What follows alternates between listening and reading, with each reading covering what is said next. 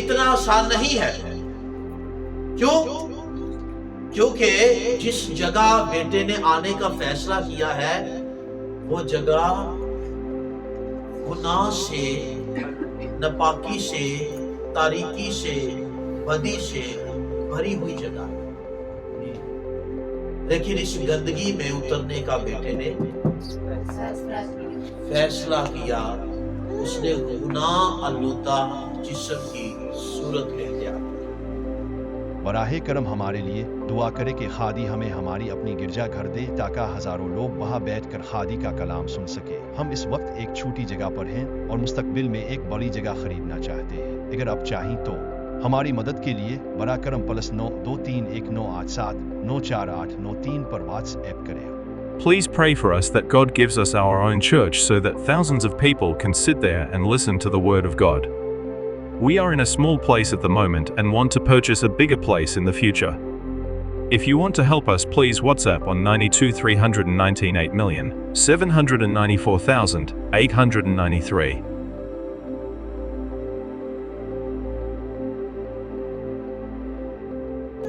فلپیوں نکالیے ذرا کچھ دیر کے لیے، یہیں سے ہم کچھ باتیں سیکھیں گے. فلپیوں 2 چیپٹر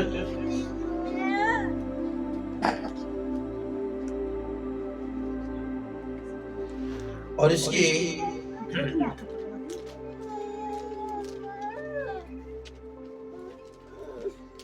5 اور 6 ورس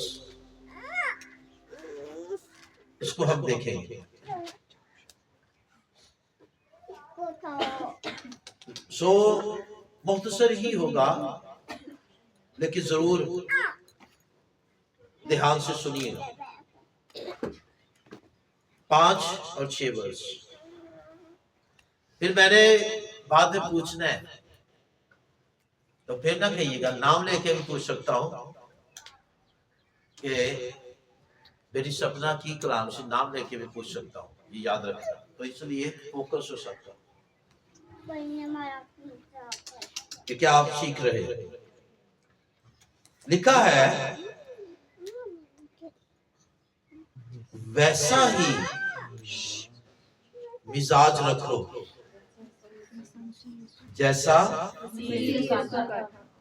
مسیح یسوع کا بھی تھا. کیسا مزاج ہونا چاہیے ہمارا؟ جیسا مسیح یسوع کا مزاج تھا ہمارا مزاج بھی ویسا ہی ہونا چاہیے. پھر آگے روح القدس مسیح کے مزاج کو، جہاں تک ہمیں جانے کی ضرورت ہے، اس مزاج کو پیش کر رہا جس میں ہم تجسم کا بھید سمجھ پاتے ہیں، جس میں تجسم کا بھید ظاہر کیا گیا. تو غور سے سنیے گا. آگے مسیح کے مزاج کی بات ہو رہی ہے، تو اب ہمیں مسیح کے مزاج تک جانا ہے. تو مسیح کے مزاج کو اب پیش کیا جا رہا ہے. تو لکھا ہے اس نے اگرچہ خدا کی صورت پر تھا. خدا کی صورت پر سے مراد خدا ہونا ہے. خدا کی صورت پر سے مراد کیا ہے؟ خدا ہونا. یعنی یسوع مسیح جو جس کی پیدائش ہوئی وہ تجسم سے پہلے کیا تھا؟ خدا تھا، خدا کے برابر تھا. بات سمجھ میں آ رہی ہے؟ تجسم سے پہلے وہ کیا تھا جی؟ خدا تھا، خدا کے برابر تھا. نام لے لے کے میں آواز دوں گا، یاد رکھیے گا جس کا دائیں بائیں دھیان ہے.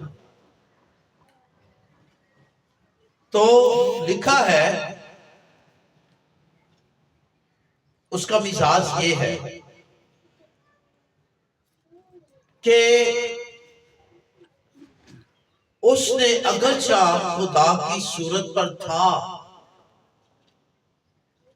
خدا تھا، الہی ذات رکھتا تھا، اور اقانیم کے اعتبار سے خدا کے برابر، دوسرا اقنوم تھا وہ تثلیث کا، تو اس کا مزاج یہ ہے کہ اس نے کیا کیا، نیچے لکھا ہے خدا کے برابر ہونے کو، خدا کے برابر ہونے کو، برابر تھا لیکن برابر ہونے کو کیا کیا، قبضہ میں رکھنے کی چیز، ہاں، اور برابر تھا بھی اور برابر ہے بھی، سمجھ آ رہی ہے؟ برابر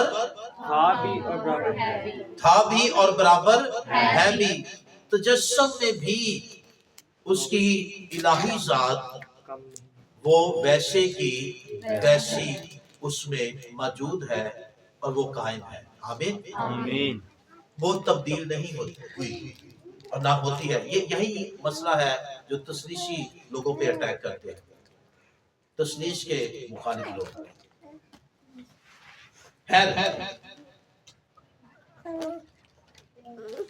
برابر ہونے کے باوجود بھی اس نے کیا کیا، فیصلہ کیا اس جگہ کو چھوڑنے کا۔ یہ تجسم تب یسوع مسیح کی پیدائش، قبضہ میں رکھنے کی چیز، برابر ہے، خدا ہے، تو بھی اس نے اس جگہ کو چھوڑنے کا، یعنی ابدیت میں سے نکلنے کا، وقت کی قید میں خود کو لانے کا اور اپنے آپ کو محدود کرنے کا اس نے فیصلہ کیا۔ برابر تو ہے لیکن اس نے یہ فیصلہ کیا کہ وہ خود کو کیا کرے، وہاں سے نکالے، اس نے اس جگہ کو چھوڑنے کا، اس جلال کو گھٹانے کا، اس جلال میں سے نکلنے کا اس نے کیا کیا، فیصلہ کیا۔ تب میری بیٹیوں بہنوں تجسم وجود میں آئے۔ یہ کوئی چھوٹی بات تھوڑا ہے، ایتے تھے یہ پھر آپ کو بار بار بادشاہ ہیں نمک پا رہے تو لڑتے پھر دے، کیک تو لڑتے پھر دے، وہ یاد ہے منو نہیں لبا کو، عقل کی کمی، ٹھیک ہے، ہم ان باتوں پہ ہی الجھے ہوئے ہیں۔ کاش کہ ہم کلام کی سچائیوں کو سمجھیں، کلام کی سچائیوں کو جانیں، تو پھر ہمارے رویوں میں بھی تبدیلی آ جائے۔ آمین۔ اور پھر یہ ہے کہ تسی پاویں جتنا مرضی زور مارو، ہاں اگر آپ 10 دن تیاری کرتے ہیں چرچ کی، وہ محنت کرتے ہیں، کوائریں نکالتے ہیں، سارا کچھ کرتے ہیں، لیکن کلام کو سننے کے لیے آپ کو وقت ہی نہیں ملتا، آپ کی ساری محنت بیکار ہے۔ کاش یہ باتیں ہم سمجھ جائیں۔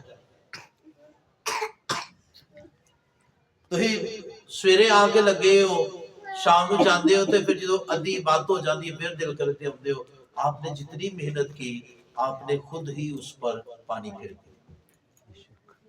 اور آپ سے زیادہ بہتر اور بابرکت وہ ٹھہرے جو وقت پہ آئے اور جنہوں نے بھرپور ورشپ کی، بھرپور کلام سنا اور برکت لے کر واپس لوٹے۔ آمین۔ لیکن آپ نے جو بہت محنت کی، آپ ویسے کے ویسے رہے۔ تو یہ سچائیاں ہیں، ہمیں ان کو دیکھنے کی ضرورت ہے۔ تو پیدائش ایسے نہیں ہو گئی खुदा के बराबर और फिर इलाही जात रखने वाला खुदा जो है, उसने क्या किया? उसने उस जगह को छोड़ने का, जब जगह की बात है तो मैंने जैसे आपको बार बार कहा कि उसकी इलाही जात का खत्म हो जाना नहीं है, वो उसमें क्या है? मौजूद है, कायम है, और वो उसकी जिंदगी से, जिस्म से भी नजर आई। कैसे नजर आती है? इब्ने आदम को जमीन पर गुनाह मुआफ करने का इख्तियार है। आमीन। फिर उसके और बहुत से दावे, राह, हक और जिंदगी मैं हूं। ये सिर्फ खुदा ही दावा कर सकता है। फिर उसके बाद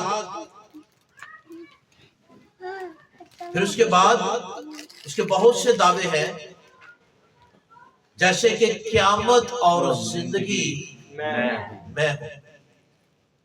फिर उसके बाद उसकी इलाही जात का उसमें से जाहिर होना, क्योंकि इससे पहले जो मुर्दे जिंदा हुए वो खुदा के नाम से किए जाते थे, लेकिन यीशु क्या कहता है? क्योंकि वो इलाही जात रखता है, वो बाइख्तियार है, वो हाकिम कुल है, वो हाकिम आला है, उसे किसी इख्तियार की जरूरत नहीं है। इलाही जात में वो इन सारे इख्तियारात को अपने अंदर रखता है, इसलिए वो हुक्म देता है कि लाजर कब्र से बाहर निकल। आमीन। तूफानों को हुक्म देता है थम जाओ। लेकिन जहां वो ये कहता है, सुनिए, जहां यही तजस्सुम की खूबी है, जहां वो इंसानी जात रखता है, वो वहां पता क्या कहता है? मैं खुद से कुछ नहीं करता, जो बाप से सुनता हूं वही करता हूं। ये तजस्सुम की खूबी है। अगर हमें ये बात समझ में आ जाए तो मसीही अकीदा आपकी समझ में आ जाए, पुख्ता ईमान वाले हो जाए। फिर वो ये कहता है, बाप मुझसे बड़ा है। कैसे कहता है? बशर होने के नाते, क्योंकि उसने खुद को घटाया, कम किया। और कौन सी जात? इंसानी जात, इलाही जात रखने वाला। यही तो समझने वाली बात है तजस्सुम की। इलाही जात रखने वाला जो है, उसने इंसानी जात को इख्तियार किया, उसने इंसानी जात को पहना, उसने खुद को यहां तक जो है, उसने खुद को डाउन किया। यही तो तजस्सुम की बात है, खूबी है। तो आपको बात समझ में मुझे लगता है कि काफी हद तक आई है कि नहीं? आमीन। आमीन आमीन। सबको आई है जी। तो ये तजस्सुम है। लेकिन खैर, जो अहम बात है कि उसने छोड़ा, लेकिन उससे छीना नहीं गया। समझ में आ रहा है ना बेटियों, बहनों, पीछे वालों? जरा थोड़ा सा ध्यान दीजिएगा। उसने छोड़ा, छीना नहीं गया। और ये उसने रज़ाकाराना तौर पर किया है। ये उसने हमारे लिए किया है, क्योंकि और कोई ऑप्शन नहीं था। हम जिस हालत में, जुमे को आपने क्या सीखा कि जो हालात थे, इंसान क्या था? बेबस। हाय, कौन मुझे इस मौत के बदन से छुड़ाए? दुहाई है, बेबसी, लाचारी और दुहाई है, कोई रास्ता नहीं। पूरी तरह से इंसान फंस गया है। इसलिए उसको छोड़ना पड़ा, लेकिन उसे छीना नहीं गया। उसने कहा, मैं अपनी जान खुशी से देता हूं। आमीन। मुझे उसको देने का भी इख्तियार है और उसे लेने का भी इख्तियार है। تو یہ یاد رکھیے گا، یہ بہت اہم بات ہے. تھوڑا سا اور وقت اور توجہ آپ کی، کہ اس سے چھینا نہیں گیا. اس نے ہمارے لیے رضا کرانہ طور پر یہ فیصلہ کیا کہ اور کوئی آپشن نہیں تھا ہمارے بچنے کے لیے، کوئی اور راہ، کوئی اور امید، کوئی اور ذریعہ نہیں تھا. اس لیے اس کو یہ کرنا پڑا. اگر آپ یہ باتیں، میں پھر کہتا ہوں، اگر آپ کو یہ باتیں سمجھ میں آ جائے نا، یقین جانو، اور پوری طرح سے آپ اس کو اپنی زندگی کا حصہ بنا لیں، اس دفعہ کرسمس آپ کا باقی سارے کرسمس میں جو گزرے ہیں ان سے بالکل مختلف اور علیحدہ ہوگا. آمین. اور اصل حقیقی خوشی تب ہوگی اگر یہ باتیں آپ کے ذہن میں بیٹھ جائیں، پوری طرح سے آپ کے ایمان کا حصہ ہو جائے. تو یہ اس سے چھینا نہیں گیا، بلکہ اس نے کیا کیا؟ ہمارے لیے، ہماری محبت میں اس نے رضا کرانہ طور پر یہ کیا. اگر آپ یسایہ کی کتاب نکالیں، جلدی سے نکالیے گا، ذرا تھوڑا سپیڈ بڑھا کر، تاکہ کچھ باتیں آپ کو سمجھ میں آ جائیں. یسایہ کی کتاب، اس کا 6 چیپٹر.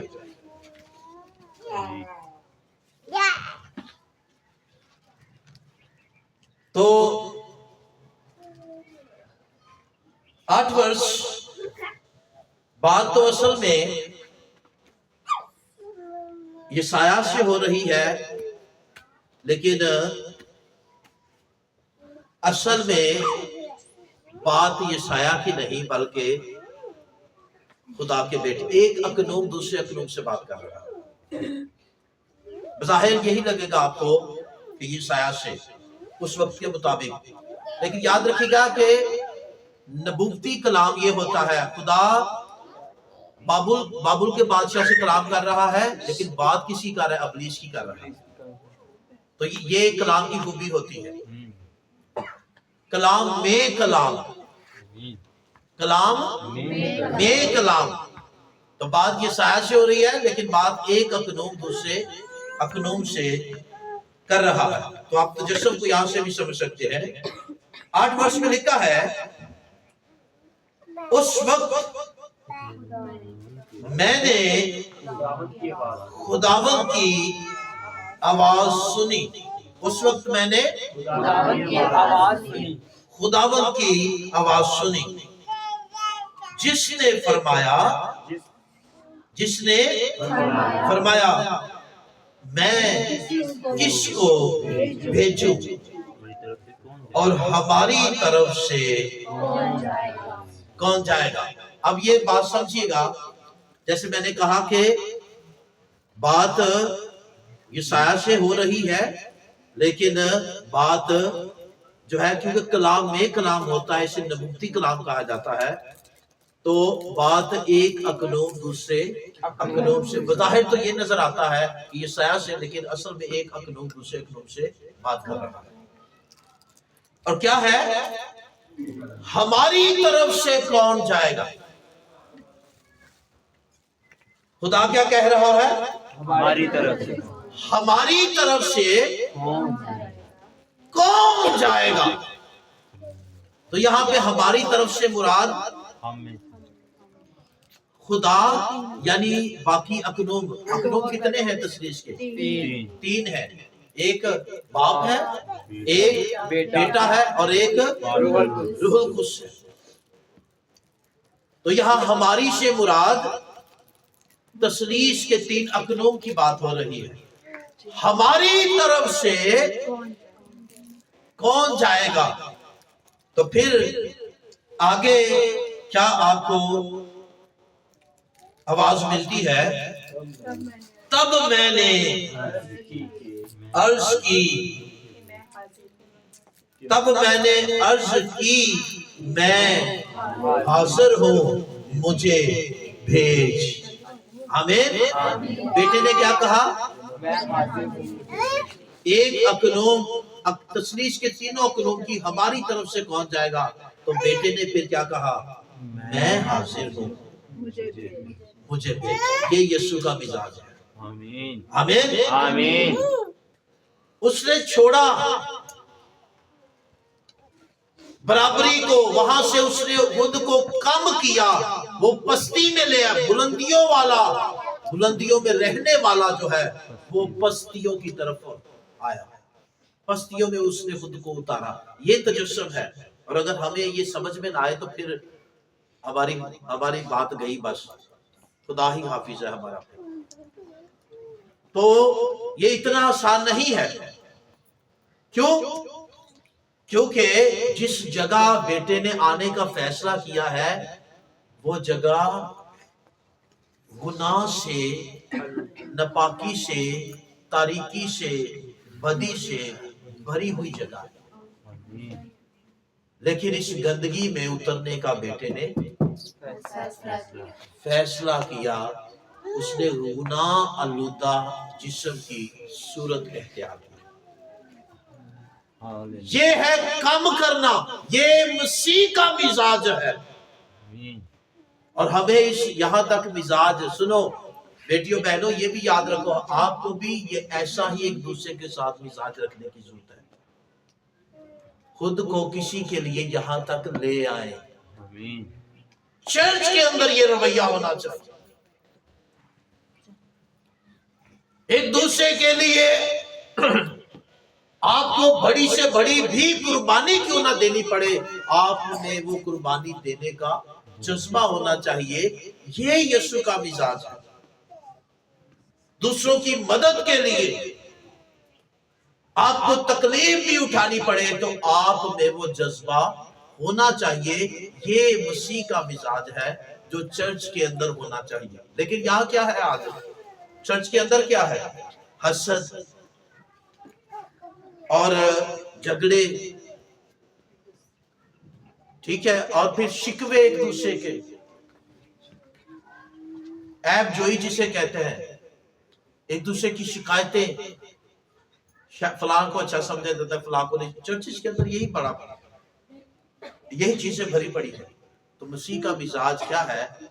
आप देखिए कि मसीह का मिजाज क्या है, कहां पे है वो, किस जलाल में रहता है, किस कुदरत में रहता है, किस बुलंदी पर है वो। लेकिन उसने खुद को पेश किया, उसने कहा मैं हाजिर हूं, मुझे भेज। आमीन आमीन। तो उसने खुद को डाउन करने का, काम करने का फैसला किया। तो क्योंकि ऑप्शन भी और कोई नहीं था, बेटे के बगैर, खुदा के खुद के आए बगैर, खुदा के खुद के आए बगैर। देखिए ना, सुनिए मेरी तरफ देखिए, मैं बात अब खत्म करने वाला हूं, और ज्यादा नहीं लंबा करूंगा। लेकिन सुनिए, वो आया तो इलाही जात तो उसमें है, लेकिन उसने क्या किया? इंसानी जात इख्तियार की। तो इंसानी जात इख्तियार करना ही उसका पस्त होना है। आमीन। ये याद रखिएगा, इंसानी जात इख्तियार करना ही उसका पस्त होना है। जब उसने ये जामा पहन लिया, एक बदन तैयार किया गया था पहले आदम के लिए, और वो बदन कैसे बना था? मट्टी से। और एक बदन इब्ने आदम के लिए तैयार किया गया, और वो बदन तैयार कहाँ किया गया? मुकस्सा मरियम के बातन में। क्या यीशु ने कहा इब्रानियों 10 चैप्टर में, मेरे लिए एक बदन तैयार। तजस्सुम। और सुनिए, ये बदन इख्तियार करना ही उसका पस्त होना है। लेकिन सुनिएगा, उसने बदन क्यों लिया? बहुत सी इसकी वजूहात है, आप सब पे नहीं बात कर, लेकिन सुनिएगा, बदन उसने इसलिए इख्तियार किया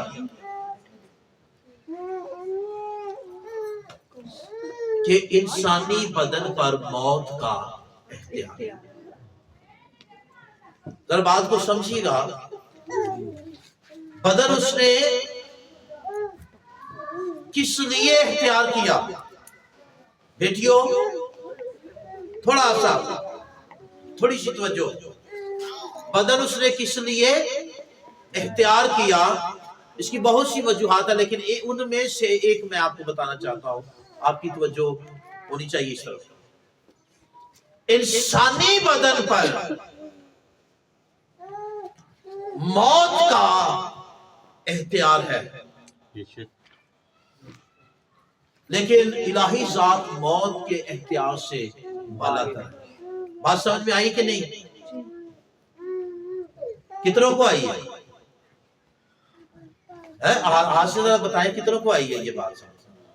الہی ذات کیا ہے؟ موت کے اختیار موت کے اختیار سے بالاتر ہے، اور انسانی ذات کیا ہے؟ موت کے اختیار میں۔ تو جسم لینے کی ایک بہت اہم وجہ یہ بھی ہے، کیونکہ اس نے کام کیا، ڈاؤن کیا خود کو، تاکہ وہ کیا کرے؟ مجھ تک اور آپ تک پہنچ پائے۔ آمین۔ لیکن کیسے؟ اپنی الہی قدرت میں نہیں، براہ راست الہی قدرت میں نہیں، بلکہ الہی قدرت انسانی ذات میں خود کو کم کر کے انسانی حالت میں انسانوں تک پہنچے۔ سمجھ میں آیا یا نہیں؟ مشکل ہے؟ نہیں۔ ہاں، تو کیوں کیا؟ خدا موت کے اختیار سے بالاتر ہے، انسان موت کے اختیار میں ہے۔ تو مسیح کی ذات میں تو گناہ نہیں تھا، لیکن جو ذات اس نے اپنائی وہ کون سی ذات تھی؟ انسانی ذات۔ تو انسان ہونے کے ناطے کہ وہ کامل انسان ہے، اس کا ایک ثبوت اور بہت بڑا ثبوت یہ ہے کہ وہ انسانوں کی طرح مرے بھی۔ کیا کرے؟ وہ انسانوں کی طرح موت تک پہنچے۔ تو اس نے بدن اس لیے لیا کہ کہاں تک پہنچے؟ موت تک پہنچے۔ دیکھیں، کوئی بھی آپ کا بچہ یا آپ میں پیدا ہوئے، کوئی بھی اس لیے بدن نہیں لیتا کہ مرے، یاد رکھیے گا۔ لیکن یہاں مختلف ہے حالات، سچویشن مختلف ہے۔ یہاں جسم اس لیے لیا گیا ہے تاکہ کیا کیا جائے؟ اس جسم میں آ کر رہ کر کہاں تک پہنچا جائے؟ موت تک پہنچا جائے۔ اور کیوں؟ کیونکہ سنیے، جیسے گناہ کی مزدوری موت ہے، ویسے ہی سنیے گا، جیسے گناہ کی مزدوری موت ہے اور سب انسان گناہ کے اندر ہے، موت کے اختیار کے اندر ہے، ایسے ہی یسوع کی موت ابلیس کی شکست ہے۔ نہیں سمجھ میں آئی؟ اگر آئی ہے تھوڑا سا تعلیم کے ساتھ بتائیں نا۔ کیا ہے؟ گناہ کی مزدوری موت ہے، اور یسوع کی موت ابلیس کی شکست ہے۔ آمین۔ تو بدن کیوں لیا؟ تاکہ ابلیس کو شکست دی جائے، تاکہ وہ موت تک پہنچے، آمین۔ اور اسے روکا گیا۔ سنیے گا، ذرا میری طرف دیکھ کے غور سے سنیے گا، اسے مرنے، صلیب کی موت بھی نہیں، اور اسے روکا گیا۔ کیسے روکا گیا؟ ایک دفعہ آپ کو پتا ہے کہ اسے پہاڑی سے گرانے کی کوشش کی گئی، ناصرت میں جب اس نے تبلیغ کی، شاید ناصرت ہی ہے، تو اسے بھیڑ نے دھکے مارے، پہاڑی سے گرانے کی کوشش کی کہ مر جائے۔ تو اصل میں وہ دشمن مخالف ابلیس کام کر رہا تھا۔ پھر اس کے بعد بھی اسے لالچ دیا گیا کہ وہ صلیب کی راہ اختیار نہ کرے، بلکہ ابلیس نے اسے آفر دی کہ وہ مجھے سجدہ کر تو یہ سلطنت، شان و شوکت میں تجھے دے دوں۔ پھر اس کے بعد آپ کو پتا ہے کہ اسے روکا کیسے گیا؟ جب یسوع مسیح کا ٹائم آیا، وقت آیا، تو وہ یروشلم کی طرف بڑھے، تو پطرس को इब्लीस ने इस्तेमाल किया। पतरस ने क्या कहा? रोकने की कोशिश की और यीशु ने कहा ऐ शैतान दूर हो। क्यों रोका जा रहा था? आपको समझ में आना चाहिए क्यों रोका जा रहा था। उसको सलीब की तरफ बढ़ने से रोका जा रहा था। और फिर आपको पता है सबसे बड़ी रुकावट कहां डाली गई? बागे गतसमनी में उसे रोका जा रहा था, क्योंकि यीशु मसीह की सलीबी मौत जो है वो तारीकी की और इब्लीस की तबाही और शिकस्त है। आमीन। और बागे गतसमनी में यही हुआ कि यीशु मसीह अब वहां गिरफ्तारी भी होनी है, लेकिन पूरा तारीकी की कुव्वतों ने जोर लगाया और इतना जोर लगा दिया, इतना दबाव था कि जान कनी की हालत, यानी इंसान के अंदर पानी और ब्लड दो चीजें होती हैं। तो यीशु की कंडीशन ऐसी हो गई कि पानी और खून एक हो गया। इतना जोर लगाया गया। और क्यों लगाया गया? कि यहीं पर यीशु मर जाए और सलीब तक ना पहुंचे। लेकिन क्या हुआ? उसने दुआ की। उसने क्या किया? दुआ। और उसकी सुनी गई। और फिर लिखा है कि उसे तकवीयत दी गई। क्यों दी गई? ताकि वो यहां ना मरे, बल्कि वो सलीबी मौत तक पहुंचे। ताकि, क्योंकि सुनिएगा, सलीबी मौत तक क्यों पहुंचना है? क्योंकि इंसान जिस तारीकी के अंदर है, जिन लानतों के अंदर है, जिस गुनाह के जुए के अंदर है, उसका छुटकारा यीशु मसीह की महज मौत से नहीं, बल्कि सलीबी मौत ही से हो सकता था। आमीन। और यीशु की मौत इब्लीस की क्या है? शिकस्त। और ना सिर्फ इब्लीस की शिकस्त है, बल्कि यीशु की मौत ही आपकी और मेरी नजात है। आमीन। तो ये बहुत खास बातें हैं। अगर आप इनको समझ जाएंगे, तजस्सुम क्यों उसने लिया, जिस्म क्यों इख्तियार किया। इब्रानियों 2 चैप्टर को आप कभी स्टडी कीजिएगा, सारा कर लीजिएगा, आपको सारी बात समझ आएगी कि उसे मौत तक पहुंचना था। और सिर्फ मौत नहीं, बल्कि सलीबी मौत। और उसे रोका गया, बड़ी रुकावटें डाली गई, क्योंकि सलीबी मौत इब्लीस की क्या थी? शिकस्त। सलीबी मौत मेरी और आपकी क्या थी? नजात। हालेलुया। इसलिए पौलुस हमेशा जोर देता है अपनी मुनादी में, क्या? मैं सिर्फ यीशु नहीं, बल्कि मसीह मसलूब के सिवा तुम्हारे पास और कुछ ना पहुंचेगा। आमीन। कौन सा यीशु पहुंचेगा? मसलूब। जो मसलूब हुआ यीशु है, वो तुम तक पहुंचेगा। महज यीशु नहीं, मसलूब हुआ यीशु। और याद रखिए, सुनो बच्चों, अगर मान लो कि आप यीशु पे ईमान रखते हैं, लेकिन वो यीशु है सिर्फ बच्चा ही, वो यीशु है बच्चा ही, तो याद रखिएगा, ऐसा यीशु, जो यीशु तो है आपके ईमान के मुताबिक, लेकिन वो है बच्चा ही, या यीशु तो है खुदा का बेटा तो है, लेकिन मसलूबियत के बगैर है आपके लिए, तो आपके लिए ऐसा यीशु कभी भी नजात का बायस नहीं बन सकता। आमीन। आपके लिए कौन सा यीशु नजात का बायस बनेगा? जो मसलूब हुआ। जो मसलूब हुआ। और जो मसलूब होकर क्या किया? जिसने इब्लीस को शिकस्त दी और मेरी और आपकी नजात का बायस बना। खुदावंद आपको बरकत दे। आए अपने सरों को झुकाए, अपनी आंखें बंद करें।